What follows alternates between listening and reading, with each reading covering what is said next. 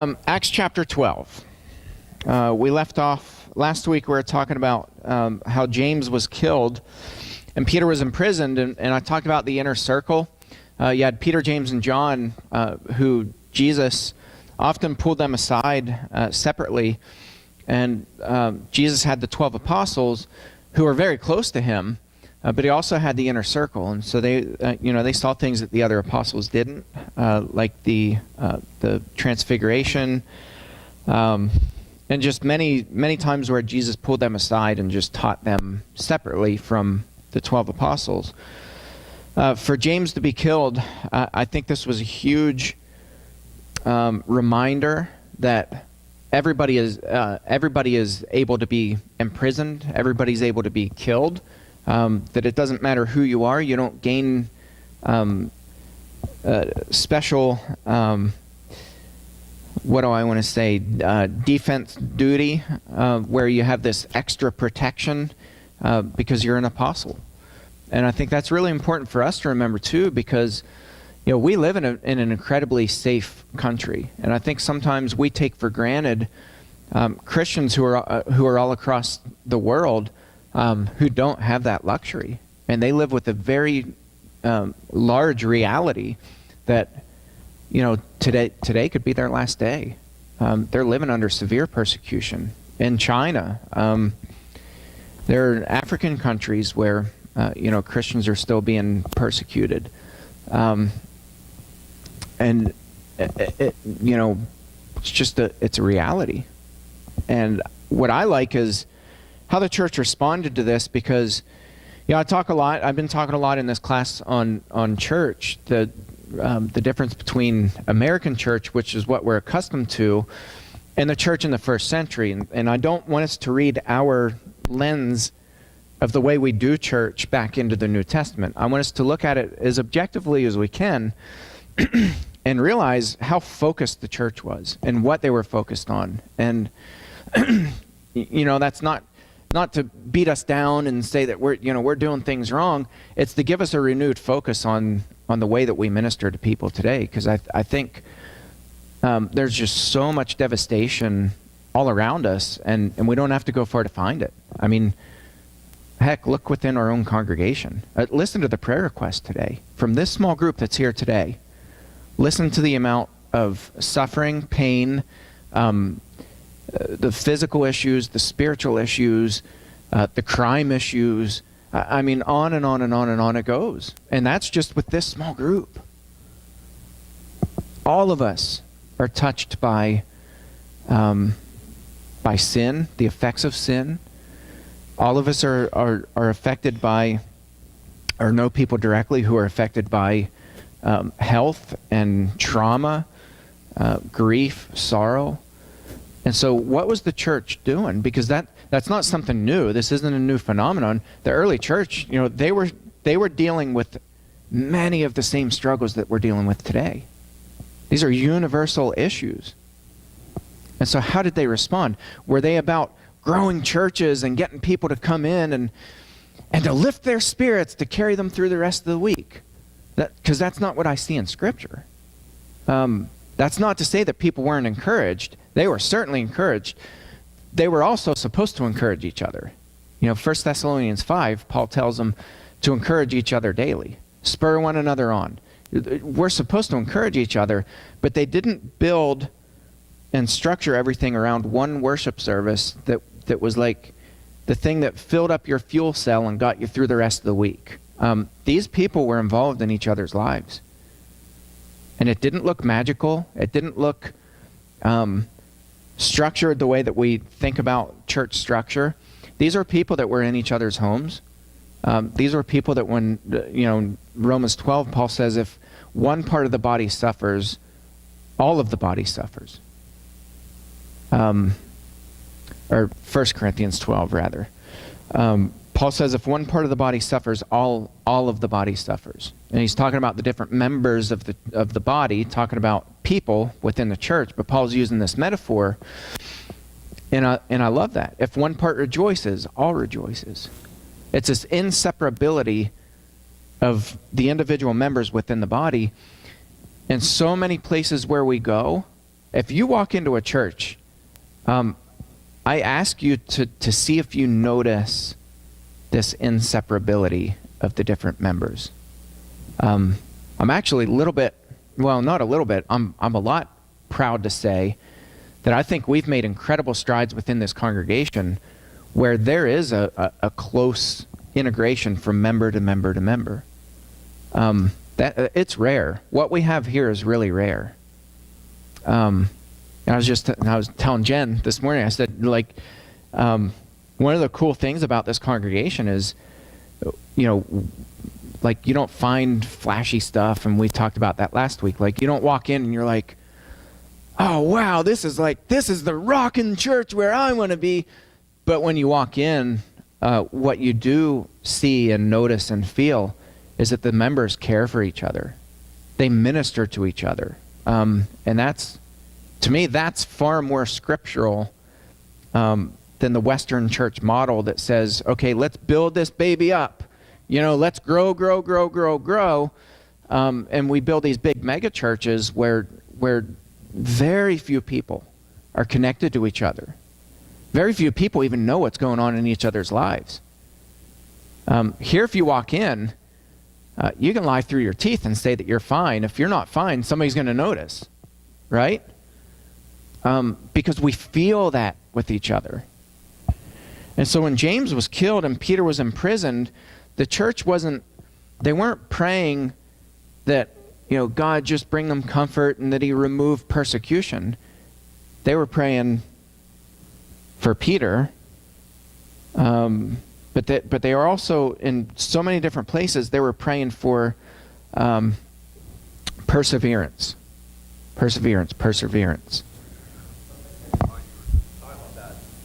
One of the problems that we have, even with a small group who's more connected than a large group, is just society in general, the way that we live compared to the way that they live. Yeah. Doesn't allow for us to get together and to know each other the way that they did. Yeah. Or those kind of things. And I was thinking, what do you do about that? Yeah. Maybe that's more of me because I've always been, just about any church I've ever gone to, I've always been at least 30 minutes away from it. Yeah. Yeah. Maybe it's just me that I have a tough time getting, closer to people because of that. But I think that's a problem that we It is. No matter what. Sure. Because of distance and the way we are now. Yeah. So I kind of think, like, how do you deal with that? What do you do? I can tell you from I can share a personal story, and this is, I'm comfortable sharing this, but this week, Bobby Ross from the Christian Chronicle came up. He stayed with Natalie and I for a couple nights. He was covering a story of abuse cover-up in a Church of Christ that's not that far from here. It's an hour down the road from here. Really, really bad cover-up of abuse. I met everybody who I've been ministering to for the past 2 years in person for the first time on Thursday. For 2 years. I've been on the phone with them. We've been emailing back and forth. We've been on Facebook back and forth. There's been this super strong, tight connection of inseparability. And we walked into this room, and we all felt like we knew each other for years. And in fact, Bobby took a picture. We were all praying together, and we were standing up around in a circle, holding hands. And Bobby asked permission, can I take a picture of this? And it was a moment that it was just a really powerful moment of Christians that are from 3 different congregations, or some of them don't go to church anymore. They just can't, it's what Christine Parker talked about when she was here. They can't physically step over the threshold because they've been so traumatized by events in the church. But we were all there having church in that home. There are avenues for us to connect where we don't have to physically be in person. And I think that's one of the great things about social media. There's a lot that I hate about social media. It's not just social media, it's, the phone. If people don't do social media or you don't have internet, that's fine. Like, we have phones. We have ways to connect where I think even within our individualistic, isolated culture, we can still stay connected with people. And I think if we think church beyond our church building, we find ways to minister to people all over the place, everywhere, across the world. And so I'm actually really encouraged by that, and I think I'm seeing a lot more of that where people are networking with each other that never would have had that opportunity were it not for the phone or social media or email. There are all kinds of different avenues. So I think we can work with that pretty well. I mean, to a degree, there's still nothing that's like getting together in person, but at least we can still stay networked to a pretty strong degree. So I want to, I'll back up to verse 6. We went through, I think we read through 11, but I'm just going to reread 6 through 11 and then just keep reading. Now when Herod was about to bring him out, that is Peter, he's in jail. On that very night, Peter was sleeping between two soldiers, bound with two chains, and sentries before the door were guarding the prison. And behold, an angel of the Lord stood next to him, and a light shone in the cell. He struck Peter on the side and woke him, saying, "Get up quickly." And the chains fell off his hands. And the angel said to him, "Dress yourself and put on your sandals." By the way, it is biblical to wear sandals. I'm just saying. I wear them year-round. The only time I don't wear sandals is on Sunday morning. Or if I have to dress up for something else, like funerals and things like that. But it is biblical. It's biblical.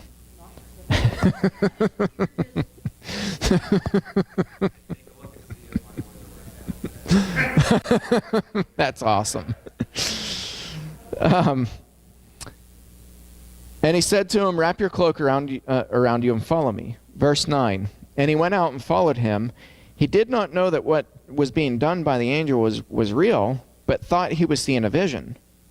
When they had passed the first and the second guard, they came to the iron gate leading into the city. It opened for them of its own accord, and they went out and went along one street, and immediately the angel left him. When Peter came to himself, he said, "Now I am sure that the Lord has sent his angel and rescued me from the hand of Herod and from all that the Jewish people were expecting."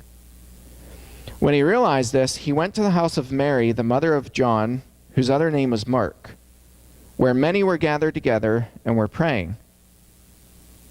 And that verse 12 alone, is super powerful, because you have people not doing, but being what? Church. You know what's really cool about this? We have no idea what day of the week this was. Do you want to know why? Yeah, it doesn't matter. It doesn't matter. This was the church being the church.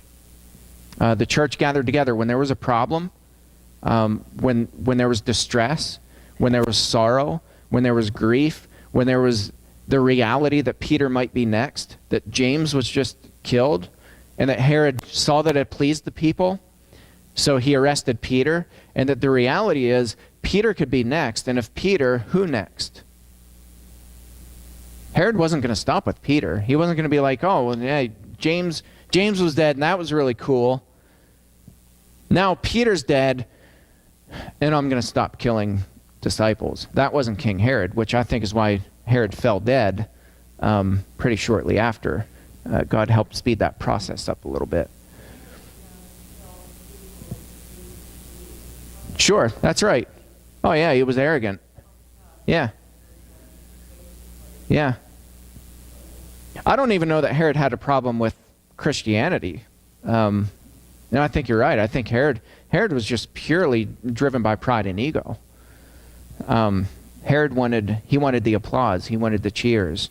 He wanted to do what pleased the people. And whatever that was, didn't matter. In this case, it just happened to be killing Christians.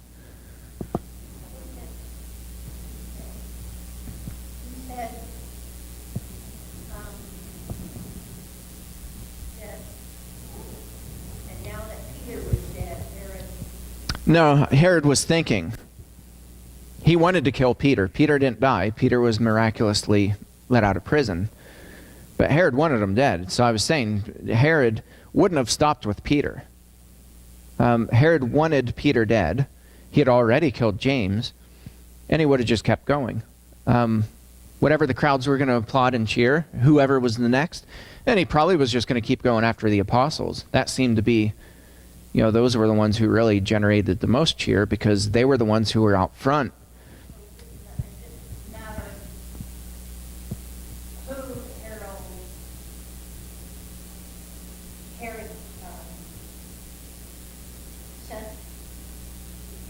Oh, no, Herod didn't care. King Herod didn't care who died. He saw who, politically, it made sense to kill the people who are the most respected.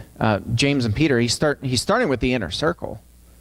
My guess is John would have been next. And he saw that this pleased the Jews and that, they were loving it. And so King Herod was loving it, and he was just going to keep doing it.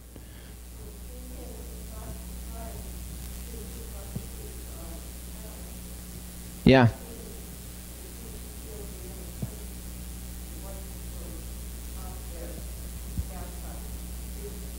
Yeah. Yeah, there could have been some really strange stuff too with where he thought, perhaps he thought that the disciples had some sort of deity themselves. Who knows? We don't know for sure. But one thing we know, Herod was eating this up. He was loving it. And you find when the guards were questioned, they were immediately killed. Herod didn't like that. It was embarrassing to him. Peter was supposed to be dead. He wasn't supposed to be let out of jail in the middle of the night. And I don't think Herod was buying the story that an angel came and released Peter. But I think that, the important thing for us is, what was the church doing? The church wasn't, they weren't like, first of all, I want to say this didn't shatter the Christians' faith. Christians weren't saying, oh, God, how can a good God allow bad things to happen to good people? I'm not saying that they didn't ask that, but this didn't stop them from being Christians. It empowered them. That's right. It unified them. It brought them together, and so they weren't like, oh, well, how do we develop an even better worship service and make it more uplifting? That wasn't their focus. In fact, in the New Testament, very rarely is it would have been early on their Sabbath gathering, but then they gathered. We have evidence both in and outside of the Bible that shows they were meeting on the first day of the week, when they all gathered together, kind of a larger body, and they did the agape feast the first day of the week, which was in the evening. That was the Lord's Supper. So they would worship together, then they would come back together, and they would eat a meal together. They would break bread. They would talk about Jesus. They actually communed. They talked to each other. They didn't sit in silence. And John Mark Hicks had a really good article before. It was called From Supper to Snack. And then he was talking about how we moved from a sit-down meal together to breaking a cracker and sitting in silence where it's an altar call. That's a whole other lesson in itself, but it just makes us stop and think. And part of that's probably our culture, where we just, we've become really isolated, and we've moved to this kind of quick in and out. Let's make this part of the worship and just get it done, and go through these, we call them acts of worship.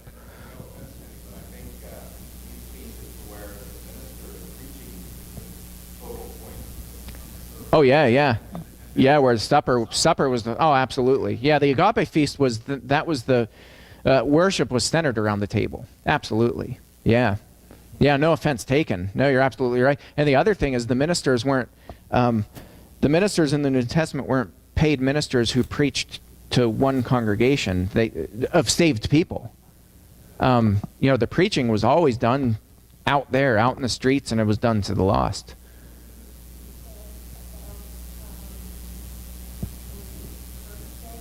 Mm-hmm.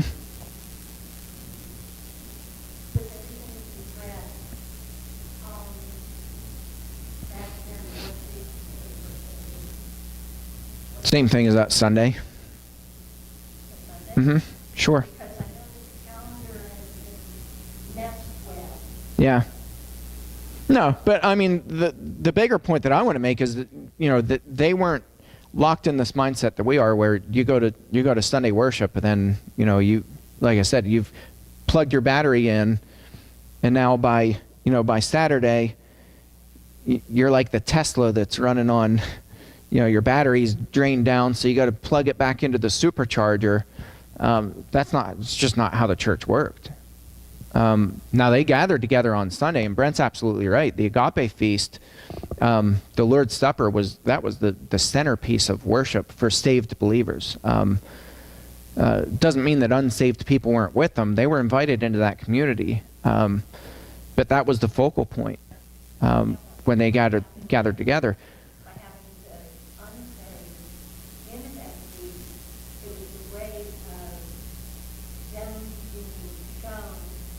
That's right. It's instruction. Same with children. The Lord's Supper. Again, I don't want to get too far off on a rabbit trail, but the Lord's Supper is a continuation or a reframing of the Passover, and the Passover was meant not only to remember when God passed over the houses in Egypt, but it was used as an instructional. You teach your children so that they don't forget that God passed over the houses, and so it's this instructional.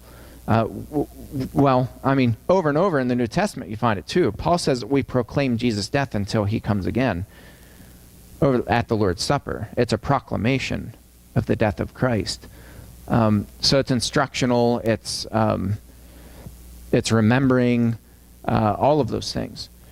That was in 1 Corinthians 11. I don't remember the exact verse, but you'll be able to find it pretty easily. But I think it's really cool. I think it's powerful that the church, they're not Sunday only Christians. Anytime that there's crisis, anytime that there's reason to get together, they're getting together and they're praying, and they're doing it anywhere. They're doing it in John Mark's mother's house.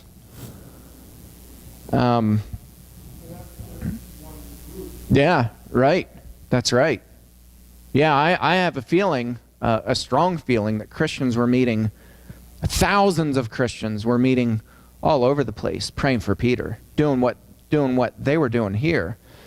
Now, they didn't coordinate that. They didn't get a phone chain going, and it's just what Christians did. When people were suffering, you got together and you prayed.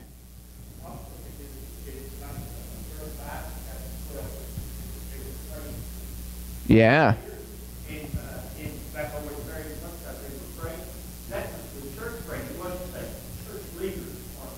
Yeah, that's right. Yeah. So you're going to lead me down another rabbit trail, but it's okay. Our language of leading prayers didn't exist prior to the late 1800s. Leading prayers was non-existent from the Christian language. You can't find it anywhere. So why do we say people are leading prayers? It actually came down to an issue of gender in the church, and it was pushed by both the women's suffrage movement and the teetotalist movement that led up to the Prohibition Act of. I always get the two confused because they were 1 year apart. The women's suffrage vote, I think, was 1919, and then the Prohibition Act was 1920, the year after, which, how that, historically, what that led to was all the bootlegging, right? Crazy bootlegging. A little interesting history about this church. This church was very inclusive of women until that year. In 1920 was the year. Let me see here. Do some math. Yeah, I'm reading this plaque here. Pop Woodrow came in 1920. Right at the heart of just so much tension. This church, overnight went from a church where we have meetings where, in our meeting minutes, women were praying. They had minutes. And it was no big deal. Not only was it no big deal, it was what they did. I imagine that women were also praying in the worship. In 1920, everything changed, dramatically changed in the total opposite direction. So this idea of praying, you're absolutely right. Everybody was praying. That's what Christians did, and that's what they do. So this notion that, if a woman is in a group where there are men present, they can't pray, that's a post late 1800s idea. That idea was non-existent. Even in really patriarchal churches prior to that, I don't think that it was ever an issue with women praying in groups like this. So this idea of leading prayer, there were people writing the Gospel Advocate, and they would say, is it okay for women to pray publicly? That was the way the question was raised. And the answer would come back, the editor would write a note back and say, no, it is not okay for a woman to lead a prayer. And so they made it into they elevated it into a leadership position to say, well, women can't be leading the church. The problem with that is, one, it's not found anywhere in the Bible. We read that back into the Bible. When Christians got together, they prayed together. Everybody. And so, yeah, really, really good point. And this wasn't, the other thing too, it wasn't like people presiding over the group and well, I'm going to lead the prayer, and it wasn't, and they're in people's homes. They're just getting together and they're praying because their hearts bled for Peter and for other people who are being persecuted. So yeah, that was a rabbit trail worth going down, I think. I'm going to ring the second bell. I'm going to read the rest of these scriptures because I want to finish this section here. That's true. Verse 13, and when he knocked, that is Peter, at the door of the gateway, a servant girl named Rhoda came to answer. Recognizing Peter's voice, in her joy, she did not open the gate, but ran in and reported that Peter was standing at the gate. They said to her, you are out of your mind, but she kept insisting that it was so, and they kept saying, it is his angel. That's one that we'll cover next week, because that's interesting. That's an interesting response. Oh, it's his angel. It's like they didn't wrestle with this. This was just like their snap response. Oh, it's his angel. That's what we're gonna look at next week. That's the hook. Yeah, let's stop there. See, if you want to learn what this means, you got to come back next week. All right, we'll end there because we're out of time. But man.